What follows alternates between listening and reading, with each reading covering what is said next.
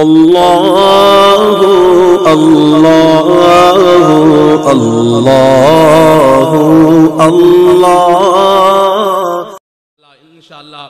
اور میں ایک بات عرض کروں، اللہ رب العزت نے دل میں ڈالی ہے، سبحان اللہ، فرماتے ہیں اللہ اکبر کہ جب بادشاہوں کی مجلس میں بیٹھو تو اپنی نظروں کی حفاظت کیا کرو۔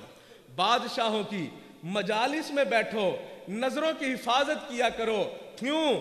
اگر ان کی مجالس میں مال و دولت ہوتے ہیں، اگر ادھر ادھر دیکھو گے وہ گرفت کرتے ہیں۔ علماء کی مجلس میں بیٹھو، زبان کی حفاظت کیا کرو۔ اگر کوئی بات ادھر ادھر کی نکل گئی، علماء گرفت کرتے ہیں۔ اور پھر فرماتے ہیں اگر اللہ والوں کی مجلس میں بیٹھو تو دلوں کی حفاظت کر کے بیٹھا کرو۔